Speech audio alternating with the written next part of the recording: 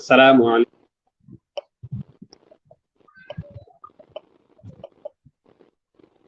হুজুরের ফ্রেমটা কি ঠিক আছে? আসসালামু আলাইকুম ওয়া রাহমাতুল্লাহি ওয়া বারাকাতুহু। দেশে এবং দেশের বাইরে যে যেখান থেকে আজকে আমাদের এই অনুষ্ঠান দেখছেন, সবাইকে স্বাগত জানাচ্ছি উন্মুক্ত মাদ্রাসার পক্ষ থেকে। আজকে আমাদের সাথে উপস্থিত আছেন বাংলাদেশের অন্যতম আলেম দ্বীন এবং যার ওয়াজ শোনার জন্য আমরা আগে দূর দূরান্তে অতিক্রম করতাম। তিনি আজকে আমাদের সাথে আলোচনায় অংশগ্রহণ করছেন। আজকে আমাদের সাথে কথা বলবেন শেখ লুৎফুর রহমান হাফিজাহুল্লাহ। আজকে আমাদের আলোচনার বিষয় হচ্ছে রাসূল সাল্লাল্লাহু আলাইহি সাল্লামের নবুয়ত পরবর্তী জীবন। শাইখকে এই বিষয়ে আলোচনা করার জন্য বিনীত অনুরোধ করছি। আসসালামু আলাইকুম ওয়া রাহমাতুল্লাহি ওয়া বারাকাতুহু। নাহমাদুহু ওয়া নুসাল্লি আলা রাসূলিহিল কারীম। আম্মা বা'দু ফাআউযু বিল্লাহি মিনাশ শাইতানির রাজীম। বিসমিল্লাহির রাহমানির রাহিম। সম্মানিত সঞ্চালক, সহযোগী, সহমর্মী, সহধর্মী, দেশে এবং প্রবাসে, দূরে এবং কাছে, সারা বিশ্বে যে সকল ভাই বোনেরা এই মুহূর্তে আমাদের সাথে সম্পৃক্ত হয়েছেন, আপনাদের সবাইকে আহলান সাহলান, খোশ আমদেদ এবং মাহে রমজানের শুভেচ্ছা এবং আল্লাহ রব্বুল আলমিনের পক্ষ থেকে বরকত, রহমত, মাগফিরাতের প্রত্যাশা এটা ব্যক্ত করে শুরু করছি আমাদের আজকের নির্ধারিত আলোচনা। গত অনুষ্ঠানে গেল সপ্তাহে আমরা আপনাদের সাথে কথা বলেছি সরকারে দো আলম হুজুর নবী করিম সাল্লাল্লাহু আলাইহি ওয়াসাল্লামের জন্ম থেকে নবুয়ত প্রাপ্তি পর্যন্ত মক্কি জীবনের প্রথম ধাপ। আর আজকে আপনাদের সামনে আমি আলোচনা করব নবুয়ত লাভ থেকে শুরু করে হিজরত পর্যন্ত। এটা হলো মক্কি জীবনের পরবর্তী দ্বিতীয় ধাপ। আমি আবার বলছি যাতে আপনাদের ধারাবাহিকতা রক্ষা করতে সুবিধে হয়। গত পর্বে গেল সপ্তাহে আমরা আপনাদের সাথে কথা বলেছি নবীজির জন্ম থেকে নবুয়ত এই 40 বছর নিয়ে। আর আজকে আমি আপনাদের সাথে কথা বলবো নবীজির নবুয়ত লাভ থেকে শুরু করে হিজরত পর্যন্ত, অর্থাৎ 40 বছর বয়স থেকে শুরু করে 53 বছর বয়স পর্যন্ত মক্কি জীবনের শেষ পর্ব, শেষাংশ।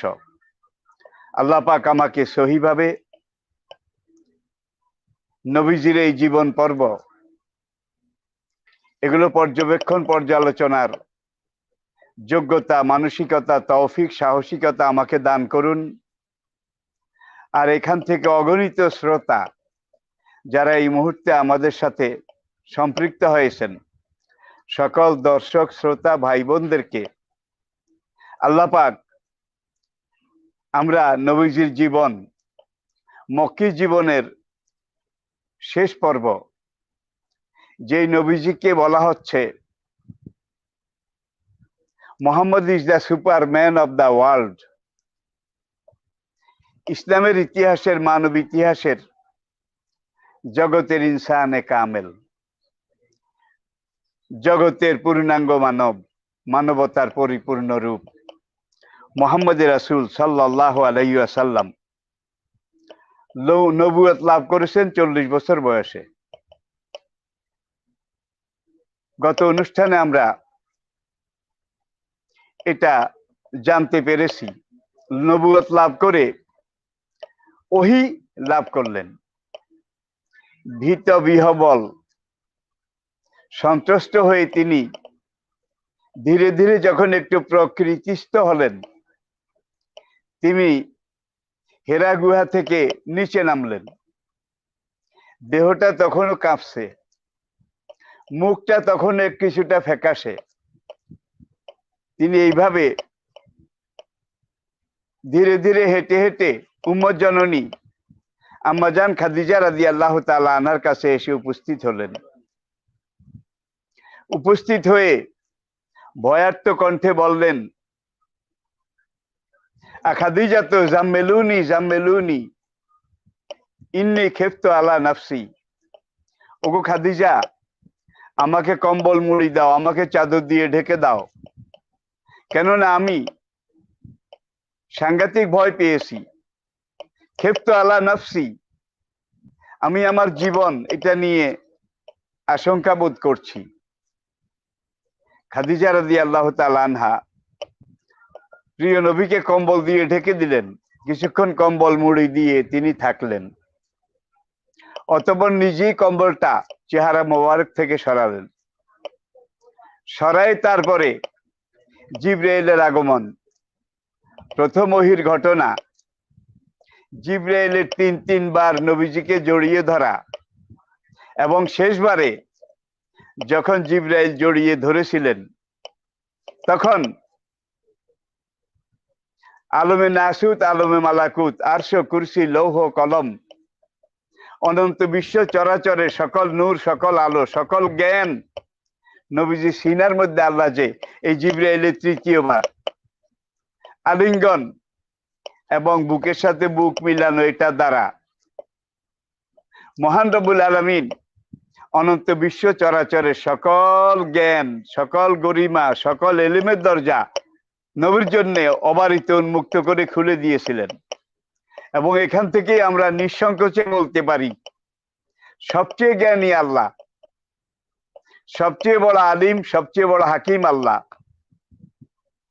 আল্লাহর পরে অনন্ত বিশ্ব চরাচরে যিনি সবচেয়ে বড় জ্ঞানী, যিনি সবচেয়ে বড় মহাবিজ্ঞানী, যিনি সবচেয়ে বড় জ্ঞান গরিমার আধার, তিনি নবী মুহাম্মদ রাসূল সাল্লাল্লাহু আলাইহি ওয়াসাল্লাম। এটা বুঝার জন্যই জীবনের সেই কবি শেখ সাদি সিরাজি রহমতুল্লাহ আলাই তার কাসিদার মধ্যে লিখেছেন, বাদ আজ খোদা বুজুর্গ তুই কেসায়ে মুখতাসার। আল্লাহর পরে যিনি সবচেয়ে জ্ঞানী, আল্লাহর পরে যার বন্দনা সবার উপরে, সবার ঊর্ধ্বে, আল্লাহর পরে যিনি সবচেয়ে বুজুর্গ, তিনি নবী মুহাম্মদ রাসূল সাল্লাল্লাহু আলাইহি ওয়াসাল্লাম, কেসায়ে মুখতাসার। সংক্ষেপে এটাই হলো চূড়ান্ত কথা। প্রিয় দর্শক, প্রথম ওহী নাজিলের পরে 6 মাস সময় কেটে গেল। 6 মাস পরে আল্লাহ রাব্বুল আলামিন সূরা মুদাসসির এটা নাজিল করলেন, যার বিষয়বস্তু এইভাবে শুরু, ইয়া আইয়ুহাল মুদাসসির কুম ফানজির, হে কম্বল জড়ানো ব্যক্তি, আপনি আর শুয়ে থাকবেন না, উঠুন। ফানজির, আপনি দুনিয়ার মানুষদেরকে আমি আল্লাহ পাকের ভয় প্রদর্শন করুন। সিয়াবাকা ফাকাব্বির, আপনার বসন ভূষণ, কাপড় চোপড় এগুলাকে ফাতাহের, পুত পবিত্র রাখুন। এই আয়াতে আবার এটা বুঝলে চলবে না যে হুজুরের কাপড় চোপড় বোধহয় সবসময় কালিমা পঙ্কিলতা যুক্ত ছিল, নাউজুবিল্লাহ। না, ওহির জ্ঞান, ওহির এলেম এটা ধারণ করার জন্যে প্রিয় নবীকে আল্লাহ রাব্বুল আলামিন এমন শক্তিতে শক্তিমান, এমন বলে বলিয়ান করে দিচ্ছেন যে সানুক্রিয়া আলাইকা কাওলান সাকিলা, আপনার কাছে আমি এমন বাণী নাজিল করব যেটা দুনিয়ার মধ্যে সবচেয়ে বেশি ভারী, সবচেয়ে বেশি ওজনী। প্রিয় দর্শক, তাহলে নবীর মেন্টাল প্রিপারেশন, মানসিক প্রস্তুতি, এটাকে পারফেক্ট করার জন্য, পরিপূর্ণ করার জন্য আল্লাহ পাক বলছেন, আপনি ঘুম থেকে উঠুন, আপনি বসন ভূষণ, কাপড় চোপড় এগুলা পুতে পবিত্র রাখুন। আর রুজ্জা ফাহাজের, মূর্তি প্রতিমার পূজা এগুলো থেকে আপনি সবসময় দূরে থাকুন। তাহলে হুজুর কি মূর্তি পূজার কাছে ছিলেন নাকি? না, আমাদেরকে বুঝাবার জন্যে আল্লাহ রাব্বুল আলামিন সূরা মুদাসসিরের এই আয়াতগুলোতে একজন ব্যক্তিকে যদি পারফেক্ট মুসলমান হতে হয়, তার ভিতরেও পবিত্র থাকতে হবে, বাইরেও পবিত্র থাকতে হবে, নাম্বার 1। নাম্বার 2, কোন রকমের গায়ের উল্লার ছোঁয়াচ তার মন মনন মানসিকতায় এটা দেখা যাবে না, পাওয়া যাবে না, পরিলক্ষিত হবে না। তার মন মানসিকতা সবসময় সকল রকমের শিরক, সকল রকমের গায়রুল্লাহ এটা থেকে পবিত্র থাকতে হবে। এরপরে ফাসদা বিমা তুমার, যে নির্দেশ আপনাকে দেয়া হয়েছে, যে ইহুই আপনার উপরে নাজিল করা হয়েছে, আপনি সেটা খুল্লম খোলা ভাবে, পরিষ্কার ভাবে দুনিয়ার মানুষের সামনে পেশ করা শুরু করুন। এবার প্রকাশ্যে নবী দাওয়াত দেওয়া শুরু করলেন। 1 নম্বরে উম্মে জননী খাদিজা রাদিয়াল্লাহু তাআলা আনহা, তিনি ইসলাম কবুল করলেন। তারপরে আলী রাদিয়াল্লাহু তাআলা আনহু, তারপরে খাদেম যায়েদ ইবনে হারেসা রাদিয়াল্লাহু তাআলা আনহু, তারপরে আবু বকর। এই তৌহিদি কাফেলার যাত্রা শুরু খাদিজা থেকে শুরু করে সোহাইব বিন সিনান, আই রিপিট, সোহাইব বিন সিনান, সিনানের পুত্র সোহাইব, এই পর্যন্ত এসে সর্বমোট 54 জন প্রাথমিক পর্যায়ে প্রাথমিক দাওয়াতে ইসলাম গ্রহণ করেছিলেন। 3 বছর পর্যন্ত, নবুয়ত লাভের পরবর্তী 3 বছর পর্যন্ত নবী এইভাবে প্রকাশ্যে দ্বীনের দাওয়াত এটা পেশ করেছিলেন।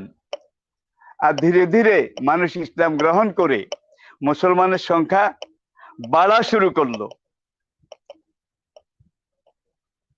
নবুয়তের 4র্থ বছর, এখানে এসে কুরাইশরা যখন বুঝতে পারলো যে মুহাম্মদের এই দাওয়াত, মুহাম্মদের কাছে এই কোরআন অবতীর্ণ হওয়া, এটাকে আমরা যত সহজভাবে নিয়েছি, সহজভাবে দেখেছি, ব্যাপারটা তত সহজ নয়। মুহাম্মদের এই দাওয়াত, মুহাম্মদের এই তাওহীদ, মুহাম্মদের এই লা ইলাহা ইল্লাল্লাহ, এই দাওয়াত মক্কায় কায়েম হওয়া মানে আমাদের নেতৃত্ব শেষ, আমাদের কর্তৃত্ব শেষ, আমাদের দেবদেবী মূর্তি প্রতিমা এগুলোর পূজা পার্বণ এগুলো শেষ। আমরা এই পর্যন্ত বংশ পরম্পরায় যত কিছু করে আসছিলাম সব কিছুর ইতি ঘটবে যদি মুহাম্মদের এই ইসলাম, এই দিন, এই তাওহীদ মক্কাতে প্রতিষ্ঠিত হয়। কুরাইশ নেতারা একত্রিত হলো, প্রথমবার মিটিং হলো। আর এই দারুন নদওয়া এটা কিন্তু কুরাইশদের পূর্বপুরুষ থেকে চালু ছিল।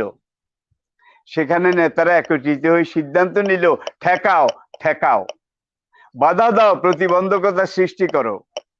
ওয়াকাল আল্লাযীনা কাফারু লা তাসমাউ লিহাযাল কুরআনে ওয়ালগাউ ফীহি লাআল্লাকুম তাগলিবুন।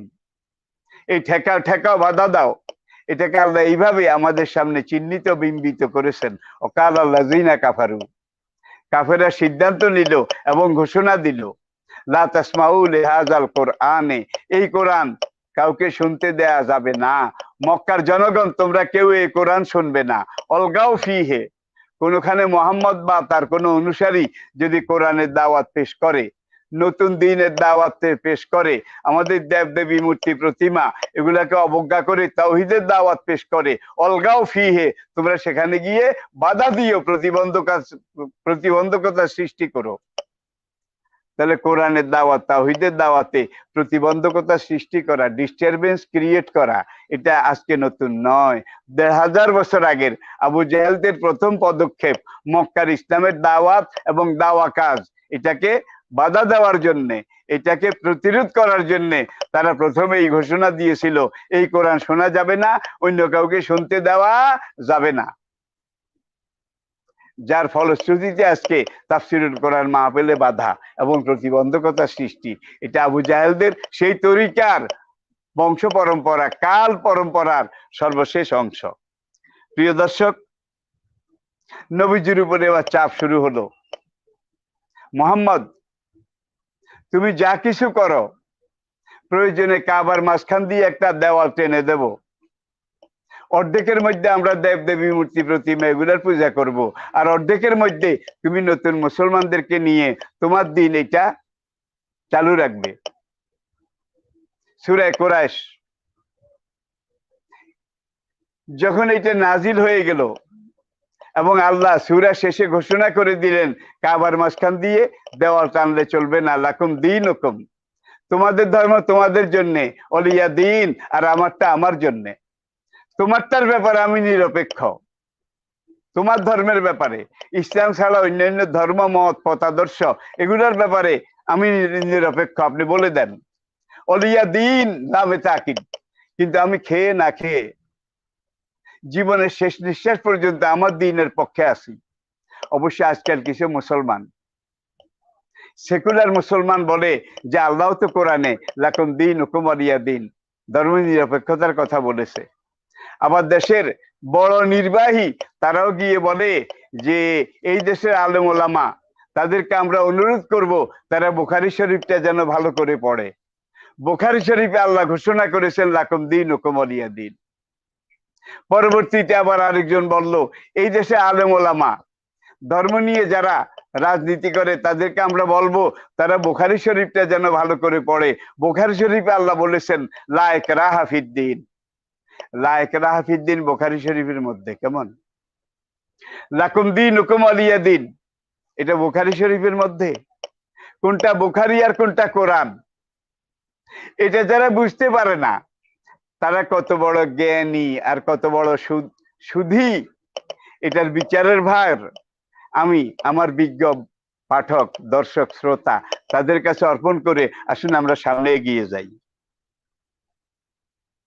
চাপ প্রয়োগ করা হলো, নবীর পিছনে একজন মাত্র মুরব্বী বাহিরে, আর ঘরের ভিতরে একজন মাত্র তার সহযোগী, সহমর্মী, সহকর্মী, সহধর্মী, তিনি উম্মত জননী খাদিজা।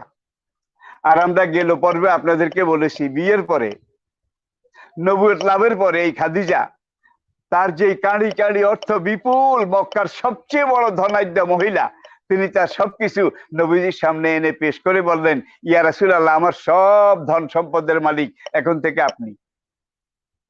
ইসলাম প্রচারের জন্য, ইসলাম রক্ষার জন্য, ইসলাম প্রচারের স্বার্থে এই সম্পদ আপনি যেভাবে ইচ্ছা সেইভাবে খরচ করুন, ব্যয় করুন, এই সম্পদের উপরে আমি আপনাকে মালিকানা এটা হস্তান্তর করে দিলাম। খাদিজার সবচেয়ে প্রিয় গোলাম, হুশিয়ার গোলাম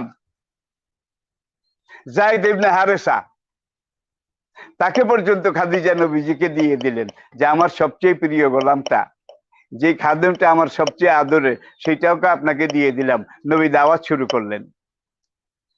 ধীরে ধীরে মক্কায় ইসলামের ব্যাকগ্রাউন্ড এটা যখন প্রদর্শিত হলো আর মানুষ ধীরে ধীরে ইসলাম প্রচার এটাতে উদ্বুদ্ধ হয়ে ইসলাম গ্রহণ করতে শুরু করলো, দারুন নদওয়াতে দ্বিতীয় মিটিং হলো যে আমরা যত রকমের কোরআন শুনতে বাধার কথা বলেছি, প্রতিবন্ধকতার কথা বলেছি, তারপরেও মোহাম্মদ এবং তার অনুসারীরা মক্কার বিভিন্ন জায়গায় কোরআন প্রচার করে, কোরআনের কথা বলে, আর সেসব কথায় উদ্বুদ্ধ হয়ে গোপনে গোপনে মক্কার অনেক লোক তারা তলে তলে, ভিতরে ভিতরে, লুকিয়ে লুকিয়ে, ছুপিয়ে ছুপিয়ে ইসলাম গ্রহণ করতেছে। এখন করা কি? ওরা সিদ্ধান্ত নিলে আবার আরো ভালো করে ঠেকাও। কিভাবে? চলো আমরা আবু তালেবের কাছে যাই। আবু তালেব মোহাম্মদের সবচেয়ে বড় মুরব্বী, সবচেয়ে বড় গার্ডিয়ান, আশ্রয়দাতা। তারা দল বেঁধে আবু তালেবের কাছে আসলো যে আপনার ভাইয়ের বেটাকে ঠেকান, আমরা তো আর সহ্য করতে পারছি না, আপনার ভাইয়ের বেটাকে ঠেকান। ভদ্র বুড়ো আবু তালেব এক কথায় বললেন ঠেকানো বলতে আপনারা কি বুঝাতে চাচ্ছেন? কুরাইশ নেতারা বুঝিয়ে বলল আপনার ভাইয়ের বেটা মোহাম্মদ, সে নতুন ধর্মের প্রচার করে, নতুন দিনের দাওয়াত দেয়। আমাদের বাপ দাদা 14 গোষ্ঠী থেকে আমরা যেই দেব দেবী মূর্তি প্রতিমা এগুলোর পুজো করে আসছি সেইটার বিরোধিতা করে আর নতুন ধর্মের দাওয়াত দেয়। সে আরো আরো অনেক নতুন নতুন কথা বলে। সে বলে নাকি এই মরার পরে আরেকটা জীবন আছে, অলবা আছে বাদাল মাউত। কিন্তু আমরা বলি আইজা মেতনা অকুন্না তোরাবান জালেকা রাজম বাইদ, আমরা মরে যাব, মরে যাওয়ার পরে আমাদের অস্থি চর্ম মাটিতে মিশে যাবে, এরপরে মোহাম্মদের খোদা আবার জীবিত করে হিসাব নেবে, এটা এত সহজ নয়। এটা হলো আমাদের থিওরি। আর মোহাম্মদের থিওরি হলো ইনকানাতিল্লা সয়হাতান ওয়াহেদাতান, একটাই মাত্র আওয়াজ হবে, সেই আওয়াজে ফাইজাহুম মিনাল আজদাসি ইলা রাব্বিহিম ইয়ানসিলুন, সূরা ইয়াসিন। সকল মানুষ তাদের কবরের জগৎ আলমে বরজখ থেকে দৌড়তে দৌড়তে আল্লাহ রাব্বুল আলামিনের আদালতে হাসরের ময়দানে হাজির হবে। দুটো মতাদর্শ কিন্তু পরস্পর বিরোধী। একটা হলো অল বাসে বাদাল মাউত, ইসলামের আকীদা, যেটা মুহাম্মদ সাল্লাল্লাহু আলাইহি সাল্লাম নতুন মুসলমানরা প্রচার করেছে। আরেকটা হলো কুফরি আকীদা, মরার পরে আর কোনো জীবন টিবন নাই, এই জীবনই আমাদের শেষ চাওয়া পাওয়া, এই জীবনই সবকিছু। আবু তালেবের কাছে তারা বিরাট অভিযোগ দিল যে আপনি যদি ভাতিজাকে ভাইয়ের বেটাকে সামলাতে না পারেন, তাকে আমাদের হাতে দিয়ে দিন। আবু তালেবের পক্ষে কি এটা কোনোদিন সম্ভব? যে বাচ্চাটা মায়ের পেটে থাকতে আবু তালেবের ছোট ভাই আব্দুল্লাহ তিনি ইন্তেকাল করেছেন হুজুরের জন্মের 6 মাস আগে। এরপরে মা আমিনা যিনি কোলে নিলেন তিনি মারা গেলেন। মায়ের পরে আবু তালেবের বাবা নবীজির দাদা আব্দুল মুত্তালিব, তিনি নবীর অভিভাবকত্ব এটা গ্রহণ করলেন, তিনিও ইন্তেকাল করলেন। তারপরে আবু তালেব এগিয়ে আসলেন।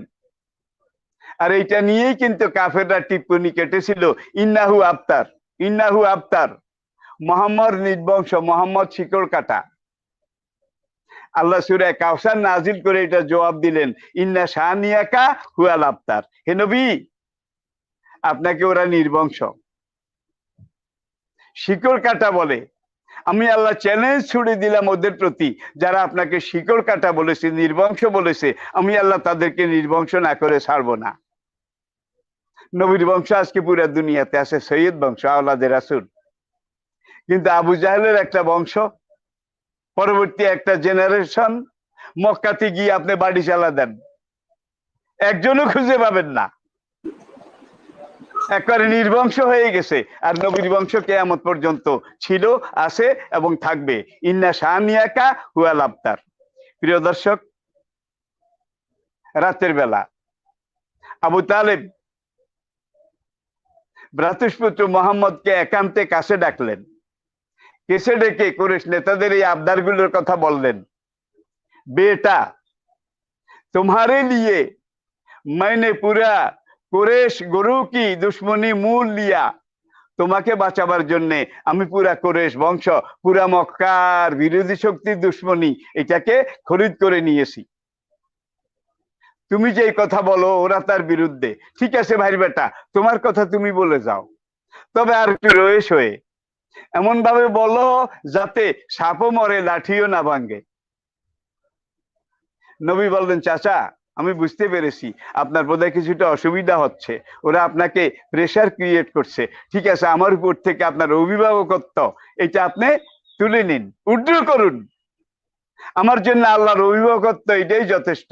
ওয়াকাফা বিল্লাহি হাসিবা, ওয়াকাফা বিল্লাহি ওয়াকিলা, ওয়াকাফা বিল্লাহি শাহিদা। আমি আল্লাহর অভিভাবকত্বে ফিরে যেতে চাই। আবু তালেব বললেন, ওরা আমাকে 1 নম্বরে বলেছে তুমি তো মক্কার সবচেয়ে ভালো মানুষ, ওরা স্বীকার করে। ওরা বলে তুমি সাদেকুল ওয়াদিল আমিন, তুমি সবচেয়ে বড় আলামিন, সত্যবাদী। তুমি যদি মক্কার নেতা হতে চাও, ওরা কেউ নেতা হওয়ার জন্য নির্বাচনে দাঁড়াবে না, উইদাউট কন্টেস্ট, বিনা প্রতিদ্বন্দ্বিতায় তোমাকে মক্কার নেতা হিসাবে তারা সবাই বরণ করে নেবে। সর্বজন বিদিত, সর্বজন স্বীকৃত জননেতা হিসাবে তুমি মক্কাতে নেতৃত্ব দেবে। নাম্বার 1। নাম্বার 2, মোহাম্মদ প্রিয় ভ্রাতুষ্পুত্র, তোমার যদি টাকা পয়সা সোনা দানার দরকার হয়, কুরাইশ নেতারা আমাকে প্রস্তাব দিয়েছে, কাঁড়ি কাঁড়ি মণি মুক্তা হীরা জহরত সোনা দানা তোমার পায়ের নিচে এনে ওরা জমা করে দেবে। তারপরেও তুমি ওদের দেবদেবী মূর্তি প্রতিমা এগুলো সমালোচনা করো না, ওদের বাপদাদার ধর্মের সমালোচনা করো না। হুজুর বললেন, এনিথিং মোর? ওরা কি আর কোনো প্রস্তাব দিয়েছে? আবু তালেব বললেন, হ্যাঁ, আর একটা প্রস্তাব। হুজুর বললেন, কি? আবু তালেব বললেন, মক্কার কুরাইশ নেতারা বলেছে, তোমার যদি সুন্দরী নারীর দরকার হয়, তাহলে মক্কার অনিন্দ সুন্দরী রূপের পিরামিড, ষোড়শী উর্বশী তরুণী তম্বী, তাদেরকে এনে যত সংখ্যা, যত ডজন, যতগুলো তোমার দরকার, তোমার সামনে এনে এই আরববালা সুন্দরী আরব নন্দিনীদেরকে এনে দেওয়া হবে। তারপরেও কুরাইশদের বাপদাদার ধর্ম, এটা সমালোচনা তুমি করো না।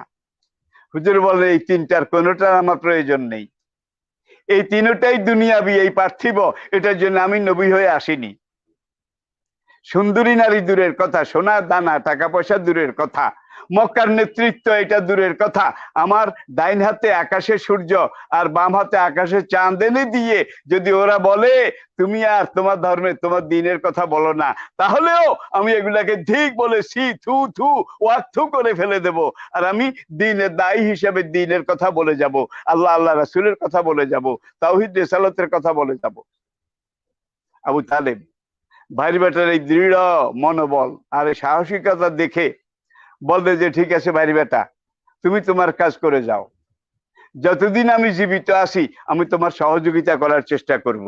প্রিয় দর্শক, এইভাবে দারে আরকামে মক্কার সাফা পর্বত, যে সাফা পর্বতের পাদদেশে জাবাল আবু কোবায়েস, আপনারা যারা গিয়েছেন দেখতে পেয়েছেন, কাবা ঘরের মসজিদে হারামের দক্ষিণ পূর্ব কোণে জাবাল আবু কোবায়েস, যেটার নিচে আদম আলাইহিস সালামকে দাফন করা হয়েছিল। আর এই পাহাড়ের উপরে এখন সৌদি বাদশার বাড়ি। আর এই জাবাল আবু কোবায়েস আর সাফা পাহাড়, এই দুইটার মাঝখানে আব্দুল্লাহ ইবনে আরকামের ঘর ছিল। আব্দুল্লাহ ইবনে আরকাম তার নিজের ঘরটা নবীকে ডেকে নিয়ে বললেন যে, আমি আমার ঘর এটা ছেড়ে দিলাম, এই ঘরে গোপনে গোপনে চুপে চুপে থেকে আপনি ইসলামের দাওয়াতি কাজ করেন। 3 বছর পর্যন্ত এই আরকামের ঘরে লুকিয়ে লুকিয়ে গোপনে গোপনে আল্লাহ নবী এবং মুসলমানরা ইসলামের দাওয়াত দিয়েছিলেন। এই 3 বছর দাওয়াত দারে আরকামে থেকে দেওয়ার পরে আস্তে আস্তে ইসলামের পরিধি আরো বাড়লো। পঞ্চম বছর যখন মুসলমানের সংখ্যা আরো বাড়লো, বেলালকে এমন নির্যাতন, জ্বলন্ত আগুনে পুড়তেছে, তপ্ত মরুতে শুয়ে বুকে পাথর চাপা দিয়েছে। সোহাইব বিন সিনান রাদিয়াল্লাহু তাআলা আনহু তাকে গলায় রশি লাগিয়ে জ্বলন্ত আগুনের কয়লার উপরে শোয়ায় বিরাট পাথরের টালি তার বুকের উপরে উঠিয়ে দিয়েছে।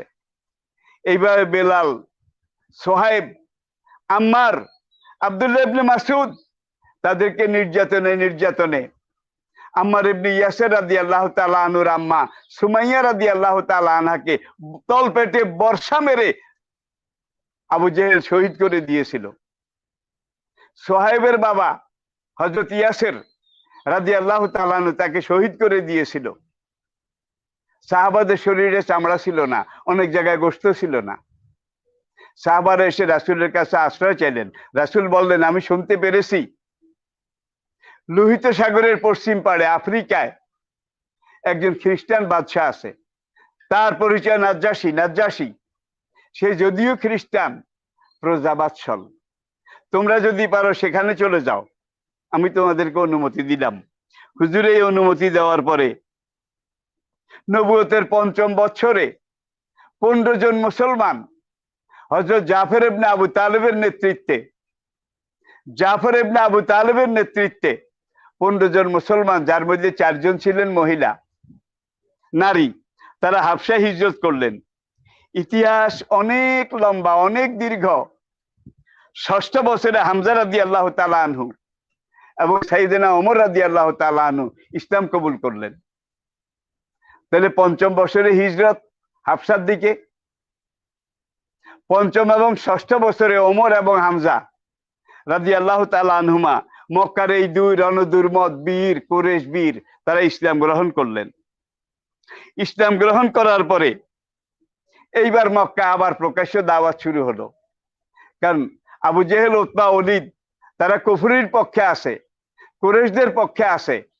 আর ওমর আর হামজা এই দুই বীর শিরোমণি তারা মোহাম্মদ আর ইসলামের পক্ষে আছে। শক্তির কিছুটা ভারসাম্যতা এটা নেমে আসলো। মুসলমানরা কাবাতে জমাত করে নামাজও পড়া শুরু করলেন। এইভাবে দাওয়াত চললো। কুরাইশরা যখন দেখলো যত ঠেকাবার চেষ্টা করছি তত ইসলাম ঠেকছে না, বরং আরো ইসলামের প্রাণ জোয়ার সকল বাধা বন্ধকতাকে ভাসিয়ে নিয়ে সামনের দিকে এগিয়ে চলছে। এইবার তারা আরেকটা সিদ্ধান্ত নিলে, 3 নম্বর সিদ্ধান্ত দারুন নদওয়াতে হুজুরের মক্কি জীবনে।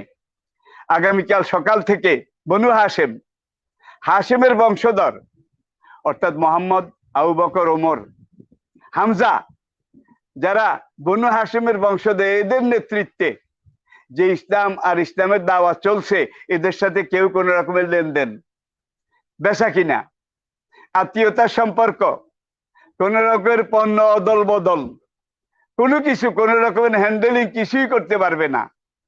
এবং তারা একটা পাহাড়ের গিরি গুহায় গিয়ে মুসলমানরা আশ্রয় নিতে বাধ্য হবে। তারা সেই পাহাড়ের গুহার উপরে থাকবে, সেই পাহাড়ের টিলার উপরে থাকবে, যেটার নাম শেয়াবে আবু তালেব। মুসলমানরা সেখানে গিয়ে আশ্রয় গ্রহণ করলো, বিশেষ করে বনু হাশেম। এই সময় বাইরের থেকে এক ফোঁটা পানি, একটা আঙ্গুরের দানা, একটা খুরমা খেজুর পর্যন্ত সেখানে যেতে দেওয়া হয়নি। 3টা বছর, নবুয়তের 6ষ্ঠ বছর থেকে 7, 8, 9 এই 3টা বছর এত অভাব সেখানে ছিল। বাইরের কোনো কিছু যখন দেওয়া হচ্ছিল না সেখানে যাওয়ার, সেখান থেকে কেউ এসে কোনো কিছু নিতে পারছিল না। সাহাবায়ে কেরাম বলেন, বুখারী শরীফের হাদিস, মুসলিমের হাদিস, সিহা সিত্তার হাদিস, খাওয়ার মতো কিছুই ছিল না। আমাদের দস্তরখান চামড়ার তৈরি, আমাদের পানির মশক চামড়ার তৈরি, আমাদের নামাজের মসল্লা চামড়ার তৈরি। এগুলোকে কেটে কেটে কেটে কেটে ভিজায় রাখতাম। পরের দিন সকালে এগুলোকে আমরা মরিচ লবণ মসল্লা ছাড়া সিদ্ধ করে খেতাম। আমরা গাছের পাতা, এই ফাঁকে ফাঁকে পাহাড় থেকে নেমে কিছু কাঁচা গাছের পাতা নিয়ে আসতাম, ওগুলোকে চিবিয়ে খেতাম। পানি কাকে বলে আমরা জানতাম না, চিনতামও না। এই গাছের পাতা, শুকনো চামড়া, এগুলো খেয়ে খেয়ে আমরা যখন কয়েকদিন পরে একটু পায়খানা করতাম, আমাদের পায়খানাগুলো উট বকরির, হরিণের পায়খানার মতো কালো, লাদি লাদি ছিল। মানুষের পায়খানার রূপ সেখানে ছিল না। 3টা বছর, 6 থেকে 9 নবুয়তের এই কঠিন সময়, যখন এই কঠিন অবরোধ চলছে, আবুল হাশেম, বনি হাশেমের কিছু যুবক তারা উদ্যোগী হয়ে সিদ্ধান্ত নিল যে না, তারা তো আমাদেরই বংশধর, তাদের ধর্ম গ্রহণ করা না করা আমাদের স্বাধীনতা, কিন্তু তাদেরকে এইভাবে অবরোধ করে মেরে ফেলা এটা অমানবিক, এটা দানবিক, এটা পাশবিক, এটা হতে দেওয়া যায় না।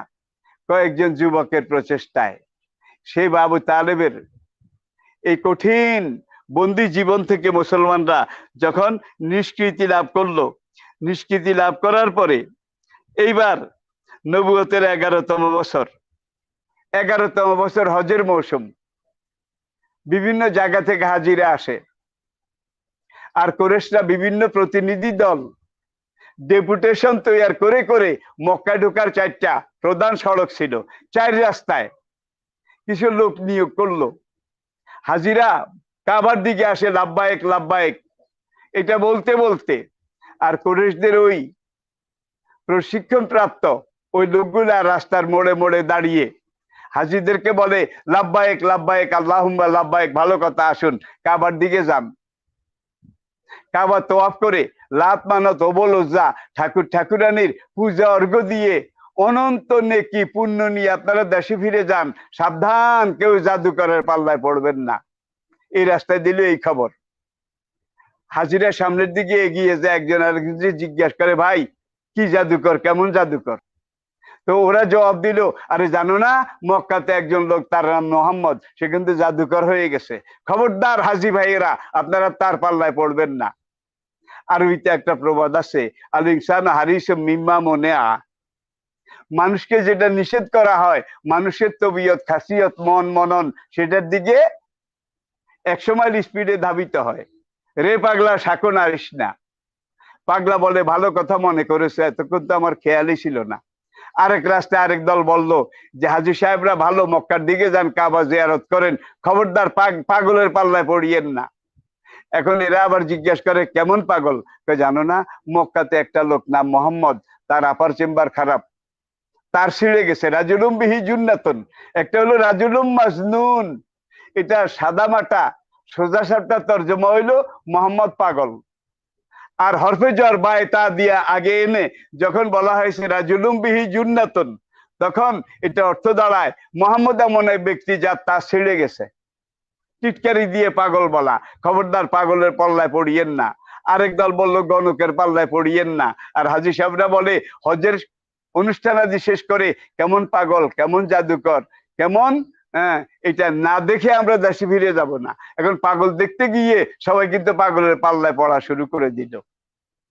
ইন্না মিনাল বায়ানে লা সেহরা, মোহাম্মদের সামনে যারা যায়, মোহাম্মদকে দেখে, কোরআন শোনে, কোরআনের তেলাওয়াত শোনে, সবাই মুসলমান হয়ে যায়। আকাবার প্রান্তরে 11তম তারিখে ইয়াসরিব থেকে আসা কিছু হাজী সাহেব, কিছু লোক, তারা নবীর সাথে দেখা করলো, নবী গোপনে তাদের সাথে দেখা করলেন। তারা নবীকে বললেন, ইয়া রাসূলুল্লাহ, মক্কাতে যদি আপনার অসুবিধা হয় আপনি আমাদের দেশে ইয়াসরিব চলুন, আমরা আপনাকে সেখানে যাওয়া জায়গা দেব, স্থান দেব, আশ্রয় দেব। নবী বলেন দেখি কি হয়।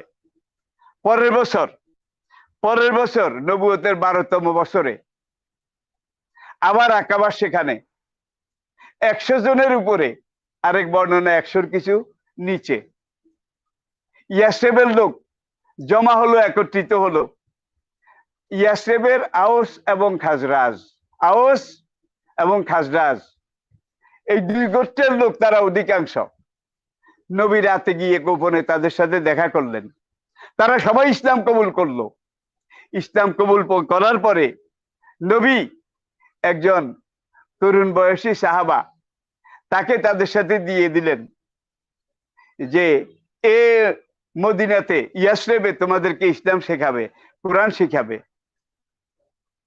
মাসআব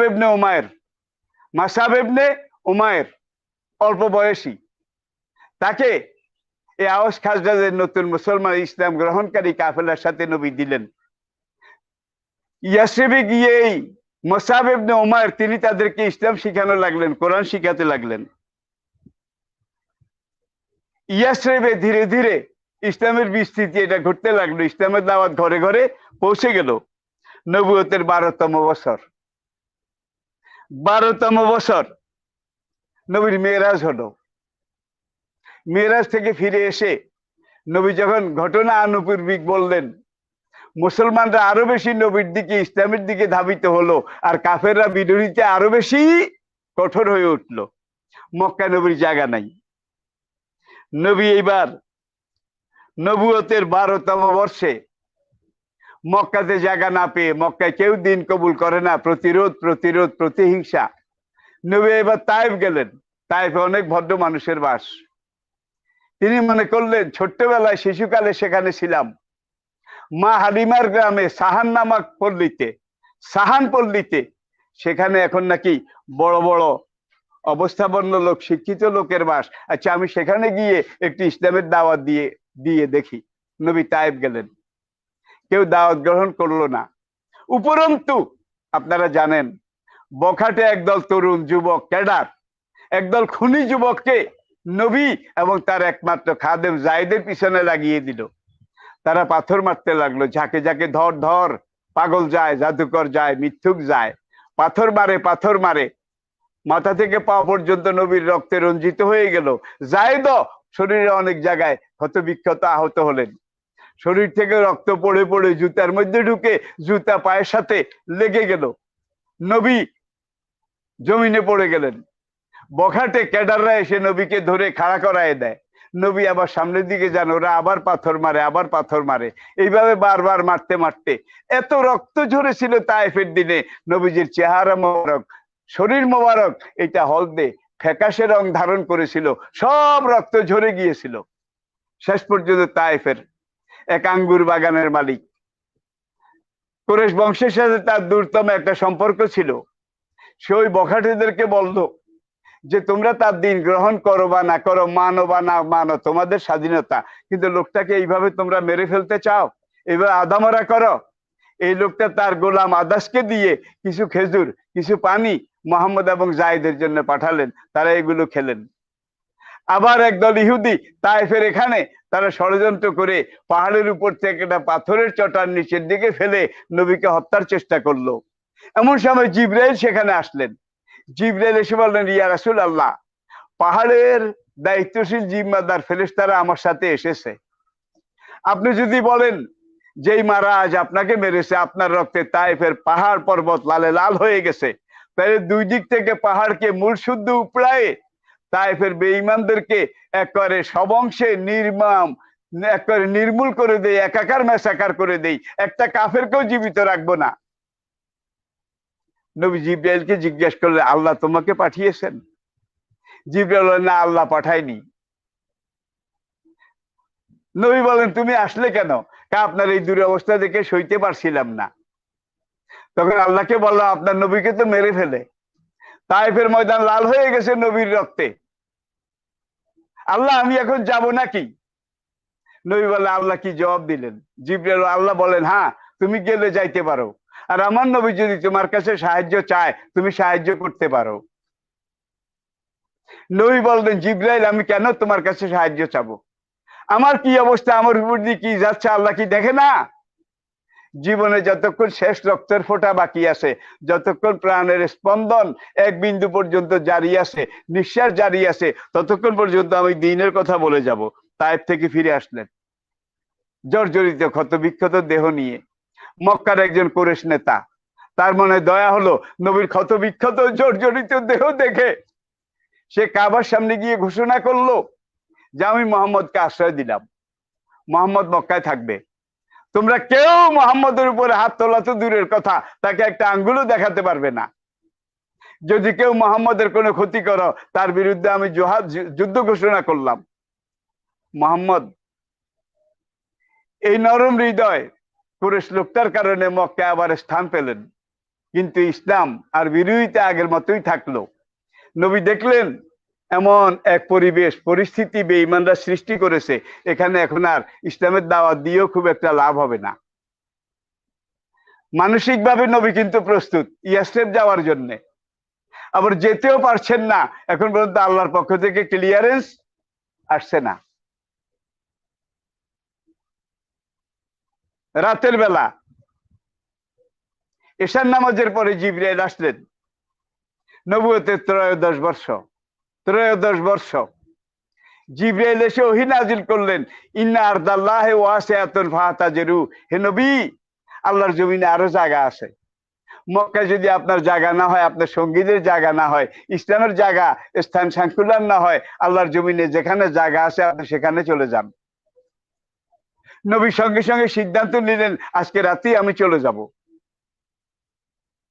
দারুন নদওয়াতে কুরাইশদের মিটিং ওইদিকে, তারা সিদ্ধান্ত নিল যে মোহাম্মদকে জীবিত অথবা মৃত, মোহাম্মদের কল্লা যে এনে দিতে পারবে, লাশ যে এনে দিতে পারবে, তাকে 100 উট পুরস্কার দেওয়া হবে, ঠিক হিজরতের সময়ের মতো। 12 জন কুরাইশ নেতা তারা এসে নবীর ঘরের চারদিক ঘেরাও করলো।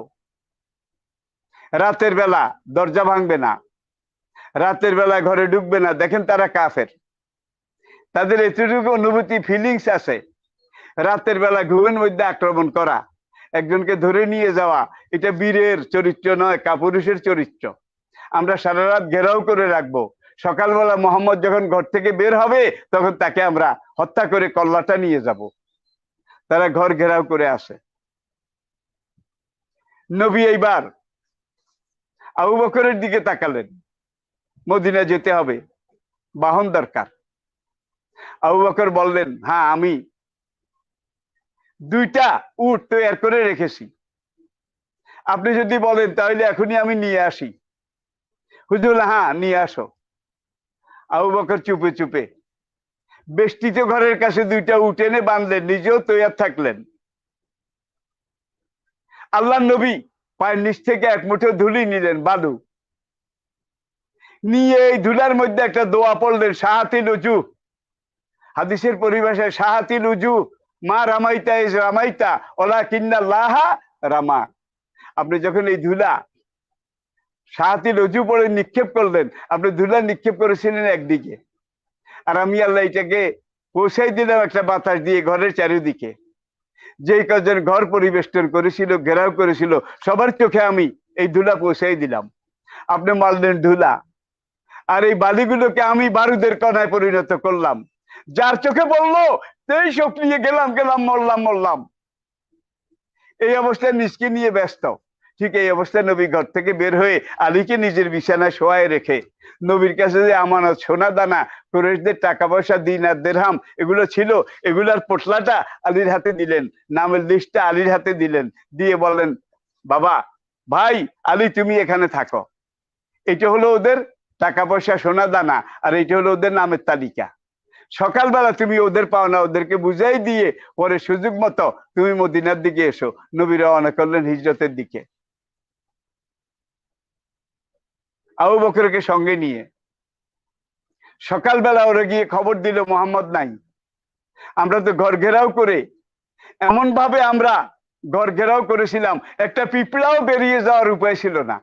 কিন্তু একবারে গোড়া মোহাম্মদ কিভাবে বের হয়ে গেছে আমরা বলতে পারি না।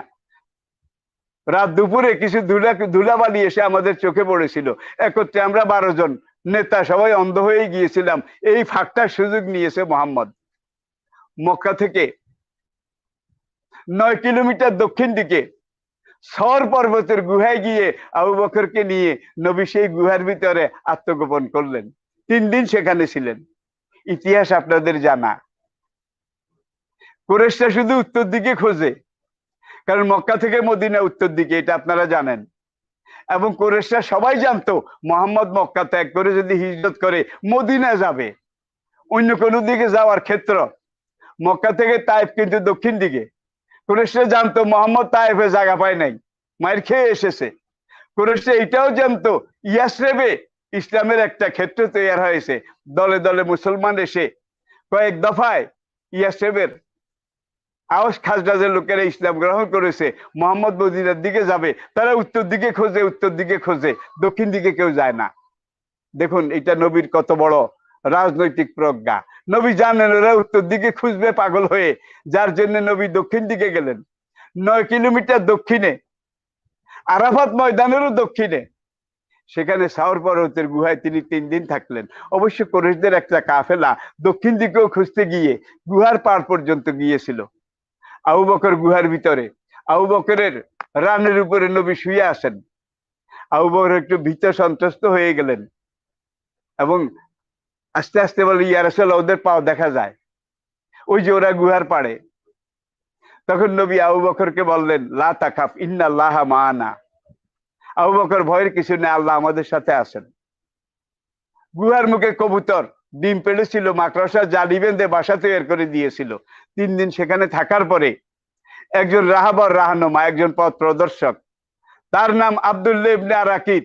আব্দুল্লাহ ইবনে আরাকিত কিছু নগদ দিরহামের বিনিময়ে তার সাথে আবু বকর চুক্তি করেছিলেন যে সিরিয়ার দিকে, মদিনার দিকে যাওয়ার যে সিল্ক রোড, এই রোডে আমরা যাব না, আমাদেরকে নিয়ে যেতে হবে বেপথে, এমন এমন রাস্তায় যেখান দিয়ে কোনো মানুষজন চলাচল করে না।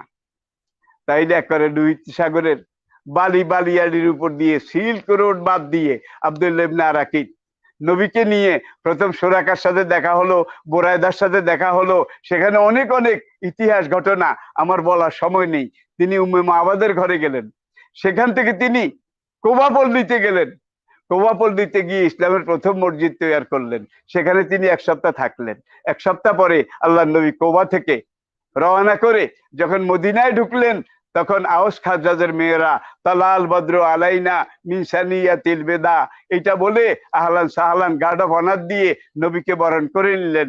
এইভাবে দুঃখের সমুদ্র পার হয়ে, রক্তের দরিয়া সাঁতার দিয়ে আল্লাহ নবী ইসলামের এই দাওয়াতি কাফেলা, নিবেদিত প্রাণ মুসলমান একমাত্র আবু বকরকে সঙ্গে নিয়ে একজন রাহাবর, একজন পথ প্রদর্শকের মাধ্যমে মদিনা গিয়ে পৌঁছলেন। পরবর্তীতে মুসলমানরা আস্তে আস্তে আস্তে আস্তে মক্কা থেকে পর্যায়ক্রমে মদিনার দিকে গেলেন। আবিসিনিয়া যারা গিয়েছিল তারাও ধীরে ধীরে হিজরত করে মদিনায় আসলো।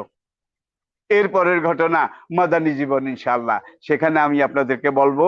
হিজরত করে মদিনায় আসার পরে আল্লাহ নবীর জীবনে এখানে আমরা পাবো 10 বছর, 10 বছর। আর নবুয়ত থেকে হিজরত পর্যন্ত এখানে আমরা পেলাম 13 বছর, 13 বছর। তো এই 13 আর মদিনায় যাওয়ার পরে 10, 23 বছর। আর গত পর্বে আপনাদের সাথে আলোচনা করেছিলাম জন্ম থেকে নবুয়ত পর্যন্ত 40 বছর। তাহলে 40 এবং 23, 63 বছর আল্লাহ নবীর এই পবিত্র উমর মোবারক বয়স। আল্লাহ আমাদেরকে বুঝার তৌফিক দান করুন। ওমা আলাইনা ইল্লাল বালাগ ওয়া আখির দাওয়ানা আনিল হামদুলিল্লাহি রাব্বিল আলামিন। আসসালামু আলাইকুম ওয়া রাহমাতুল্লাহি ওয়া বারাকাতুহু। আমিন আমিন, জাযাকুমুল্লাহ খাইরান। ওস্তাদ, অনেক লোকজন আপনার জন্য দোয়া করেছেন আজকের এই অনুষ্ঠানের মাধ্যমে। তারা বলেছেন যে অনেক অজানা কথা আপনার মাধ্যমে তারা জানতে পারেন। জি, শুনতে পাচ্ছেন ওস্তাদ? শুনতে পাচ্ছি না। হ্যাঁ, শোনা যাচ্ছে কি? আসসালামু আলাইকুম ওয়া রাহমাতুল্লাহ। শোনা যাচ্ছে? হ্যালো, কি জানি বলছিল। জি, শোনা যাচ্ছে কি এখন? সুপ্রিয় দর্শক এবং শ্রোতা, যে যেখান থেকে আমাদের এই প্রোগ্রামটা দেখছেন, আমাদের অনুষ্ঠানটা আমরা এখানেই শেষ হচ্ছে। ওমা তৌফিক ইল্লা বিল্লাহ। আসসালামু আলাইকুম ওয়া রাহমাতুল্লাহি ওয়া বারাকাতুহু। আসসালামু আলাইকুম ওয়া রাহমাতুল্লাহি ওয়া বারাকাতুহু।